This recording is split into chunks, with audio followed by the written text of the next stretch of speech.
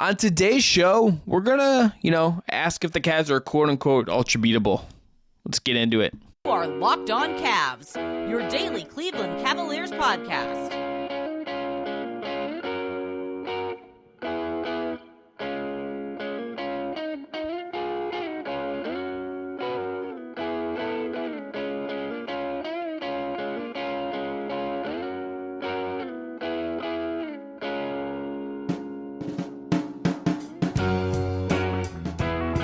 All right, I'm Chris Manning. That man over there is Evan Dammarell.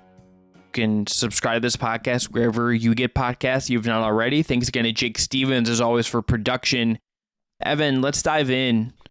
So the Cavs play the Knicks on Friday. We have two episodes going up this Friday. You have one with Gavin Shaw of Locked On Knicks that people can check out. We're going to talk about the Knicks here a little bit as well. So there's this Ian Begley story, which is a good read about the Julius Randle injury stuff. Them beating the Heat shorthanded the other night.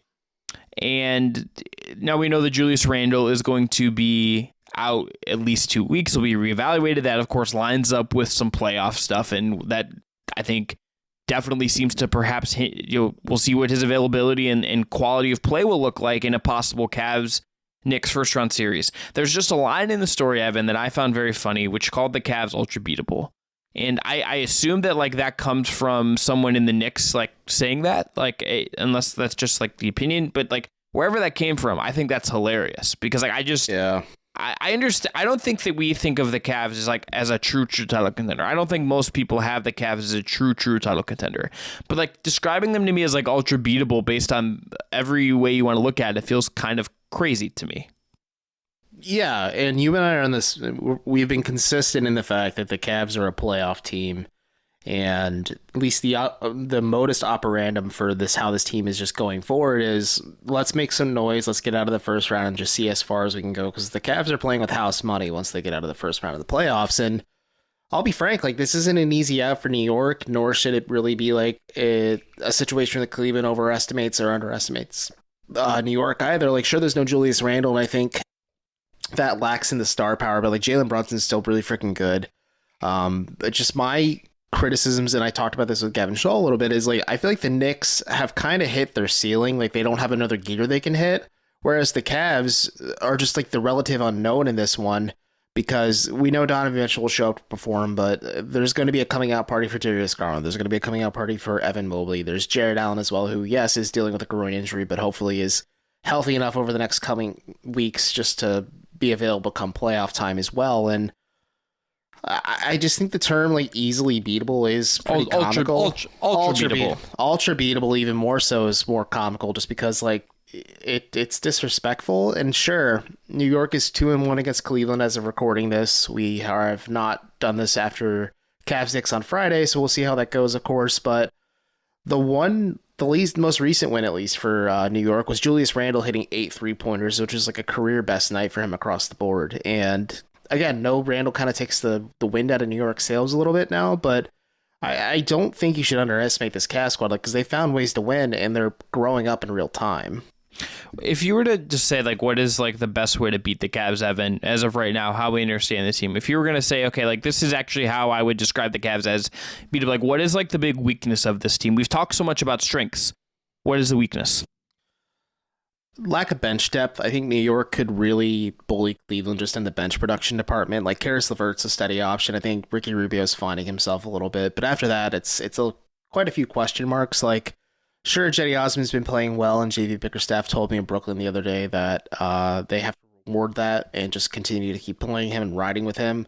And Lamar Stevens is a bit of a wild card, maybe Dean Wade as well, but New York has some pretty solid bench production compared to Cleveland, and that's, I think, where New York may have the upper hand a little bit, but that's one way to beat them. And also, if you find a way to stymie Donovan Mitchell and maybe ride off the momentum of Darius Garland maybe being a little bit overwhelmed from his first playoff outing, that's another way to beat them. But stylistically, these two teams match up very well with each other on paper. It's just who's willing to show up to and rise to the competition. So that's my viewpoint. How do you think the Cavs are beatable at this point? At least from the lens of playing the Knicks in a best of 7. Honestly, if the Knicks don't have Randle, they're not beating the Cavs. No, and I'm a little disappointed by that because I was talking you should. to If people Jimmy should Watkins because I wanted to watch Evan Mobley's continuous growth and development because like Randle is a dude that is bigger. He plays the 4 clearly, and for whatever reason, the Knicks don't want to use him as a small ball 5. Like I think that'd be a fun lineup for New York, but listen to Locked On Knicks or the crossover to hear more about that. But I wanted to watch Evan Mobley defend Julius Randle in this series, and that kind of takes the wind out of New York sails a little bit and makes this a little bit of a more advantageous matchup for Cleveland if they do land 4-5 and it's New York 5, Cleveland 4. I think that's the right way to go, because I personally, as someone covering this team and who will watch all of these games and watch some of them twice, I would really just like to watch like the most competitive Cavs-Knicks series possible. Oh, yeah.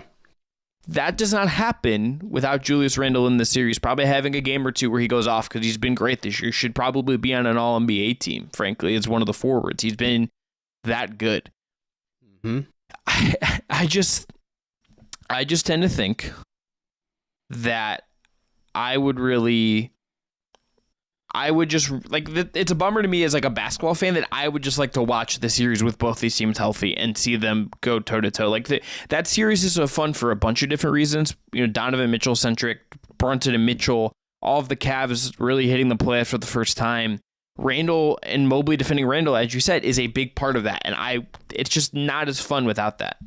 It's not. And I think there's, like you said, the Donovan Mitchell Knicks through line of this one is like the most fascinating part of it, just because like that's going to be the off the court narrative too. Like I'm sure you're going to hear a bunch of ESPN like pieces about how Donovan Mitchell was almost a Knick and how he thought he was going to be a Knick, blah, blah, blah, blah, blah, et cetera, so on and so forth. So it does take again, I keep saying wind out of the sails. It takes a little bit of the luster off the series, but I still expect it to be competitive. Like a Tom Thibodeau team is going to come prepared, ready to play. But again, I've watched quite a bit of Knicks basketball just when it feels more and more likely that they'll face Cleveland in the playoffs, just have a better understanding of them.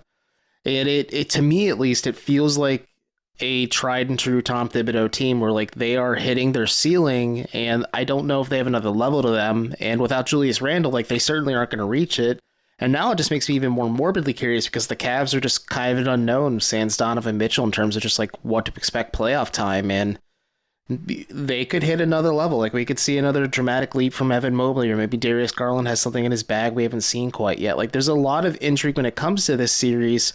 And like I asked Darius Garland about this at Cavs practice on Thursday, like what would satiate his hunger for, or his fiending for the playoffs. And he like said, like, I want to get out of the first round. I want to get into the second round and just see as far as we can take this. And I think that's the right mentality to have, where the Cavs aren't settling for trying their best in a best of 7 in the first round. Like they have real ambition. And I'm not saying the Knicks don't either, but I think it's just that level of uncertainty where I feel more confident in saying, like, one, this won't be an ultra easy out for the Knicks, and more so, like, the Cavs should come to play, and I expect them to beat the Knicks in a best of 7 series. Yeah, they should beat the Knicks, especially without Randle. I would pick them regardless, but today's episode is brought to you by Ultimate Basketball Journal Manager. If you have the same thought about wanting to be an NBA GM someday, which I know like pretty much every sports fan has, then you should check out this game right now. Go and download Ultimate Pro Basketball GM right now. This game allows you to manage every strategic aspect of a franchise, playing through the seasons and leading your franchise and fans to glory as you build a historic dynasty. In the simulation, you're responsible for dealing with challenging personalities, players, and coaches. That's Evan and I dealing with Jake.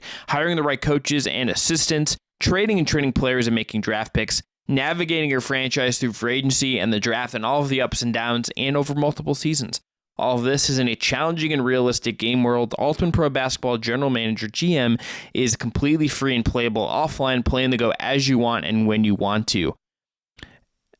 Right now, Locked On Cavs listeners get a 100% free boost to their franchise when using the promo code Locked On in the game store, so make sure to check it out. To download the game, just visit probasketballgm.com.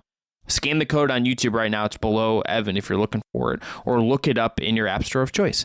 That's probasketballgm.com, Ultimate Basketball General Manager. Start your dynasty today. That promo code, again, is Locked On, all caps, all one word. Evan, let's look ahead to Friday. So we get Cavs Knicks Friday. No Randle. No. That takes look if that to me, if we're looking at the value of Friday compared to, let's say, like the Hawks game the other day, that was the game I was most intrigued to see. That this was like a much more interesting game because maybe you see some playoff stuff, maybe you just see some of that part of it that you weren't going to see here. On the Cavs injury report as of the 6:31, Jared Allen is listed as doubtful. Dana Green is listed as out. Health and safety protocols. Sam Merrill is out, G League assignment. Isaiah Mobley out as a two-way. Howell Neto is questionable with a left hamstring strain. Isaac Okoro out with left knee soreness. Dean Wade is probable with, and listener Dean and Dylan Windler out as he is on G League assignment. Randall Rose, Dwayne Washington Jr., and Daquan Jeffries are out for the New York Knicks. So, I just tend to think that here we are, and this game might not offer us a ton in terms of new information. No, it doesn't. In terms of information, at least in availability, JB Bickerstaff did say Dean Wade and Howell Neto practiced in full on Thursday. Isaac Okoro did not practice. Jared Allen was able to do some things, but not much. He was a participant, I guess you could put it. And I did spot him just acting as a rebounder for Howell Neto, and he looked like he was moving around fine. But groins are tricky, especially for a human that large. There's just so much lateral and the opposite of lateral, can't think of the term, medial movement. At the end of the day, like, it's tricky to fully gauge it. But again, no Randall in this one. You mostly just have Jalen Brunson. I think not having Isaac Okoro is a bit of a blow. But ideally, let's say Allen doesn't play tomorrow just because he's doubtful, and why risk it with a groin injury? You roll out with a lineup of Garland, Mitchell, LeVert, Stevens, Mobley.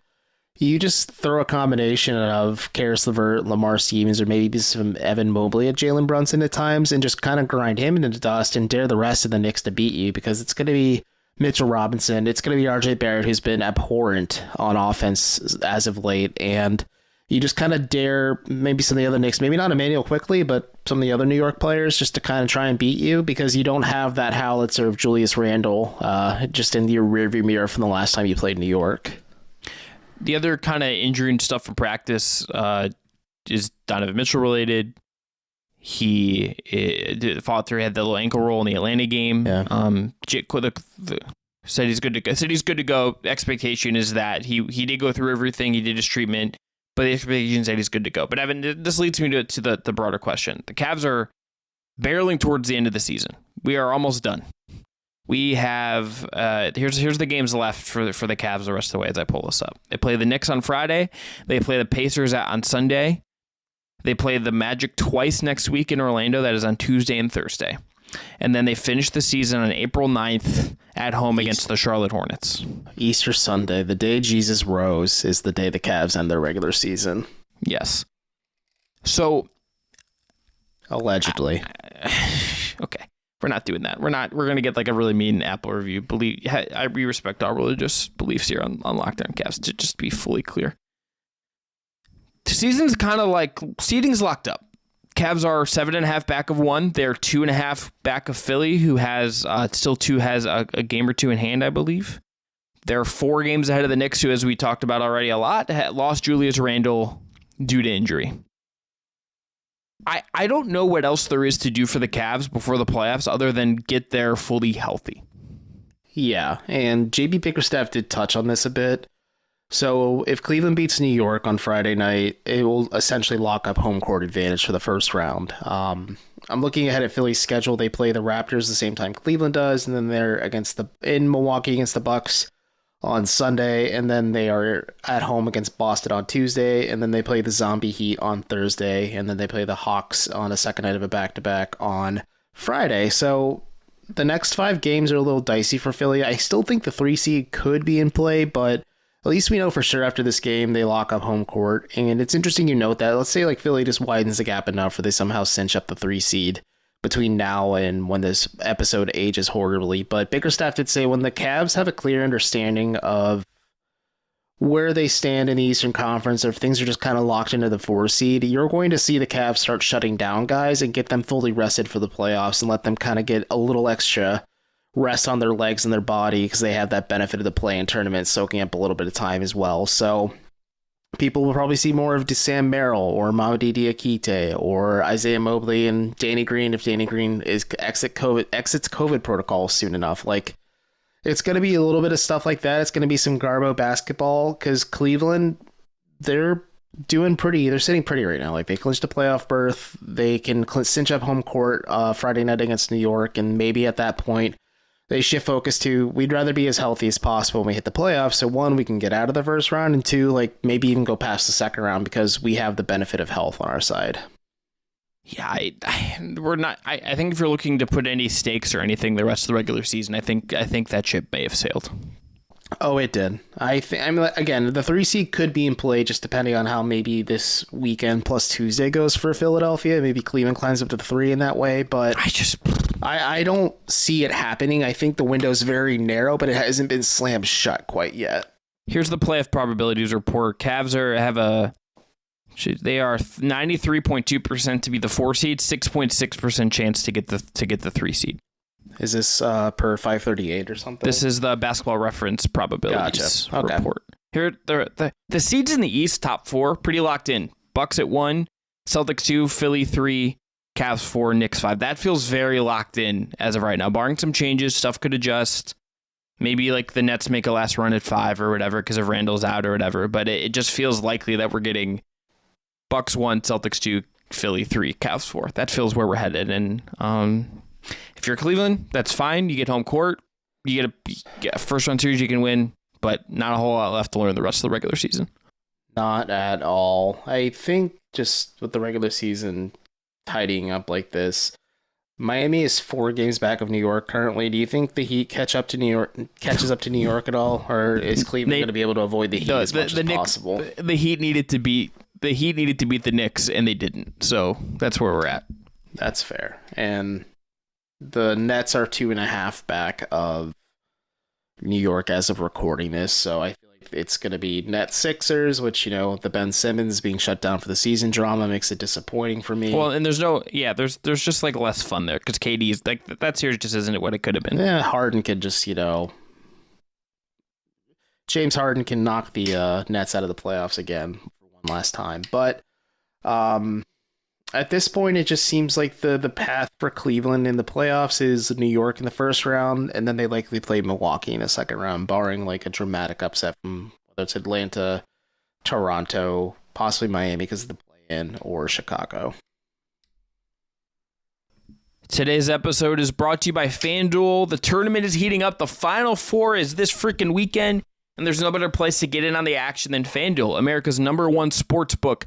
That's because right now, FanDuel is giving new customers a no-sweat first bet up to $1,000. That is $1,000, up to $1,000 back in bonus bets if your first bet doesn't win. Just go to FanDuel.com/lockedon to sign up today and claim your no-sweat first bet. Then you can wager on everything from the money line to point spreads to which team will be cutting down the net. All of that, by the way, is on an app that is safe, secure, and super easy to use. So don't miss your shot at a no-sweat first bet up to $1,000. When you join FanDuel today, just go to FanDuel.com/lockedon to sign up. They gave you a moment more with FanDuel. All right, last segment here, Locked On Cavs. We're going to talk about the Cleveland Charge, who are in the playoffs. Mm-hmm. Jackson Flickinger, I should say, has been doing a great job all year covering them for the sword. He has 2 good stories up this week that you should go read. One is on Sam Merrill, and one is talking to Dylan Windler. So he's done a really great job covering that team all season. That dude has just been grinding away over there. But the Charge had a nice 14-point comeback the other day against the Maine Red Claws. Maine Celtics, actually. Excuse me. Just RIP to the Red Claws. Their logo is still a green lobster, though. Here's the thing. That's fun. Give me the G League should all have really dumb, stupid mascots, and in my head, they're always going to be the Maine Red Claws. This is low stakes. I think it's good for all these guys to get minutes. That's the point. But yeah, good for the Charge and Mike Garrity in his first year down there to have a little bit of playoff success right now. We'll see if they play the Long Island Nets. We'll see how that goes.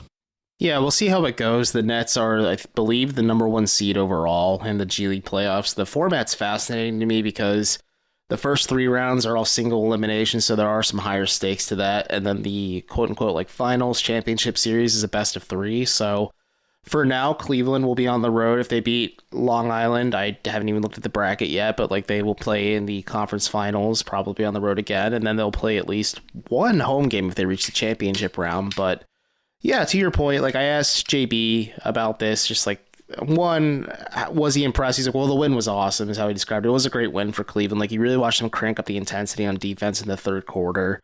Isaiah Mobley was just doing a lot of stuff that his brother does, but maybe on like a lesser degree. Sam Merrill and Dylan Windler were just hitting a ton of three-pointers. Sharif Cooper was doing a lot of fun stuff too.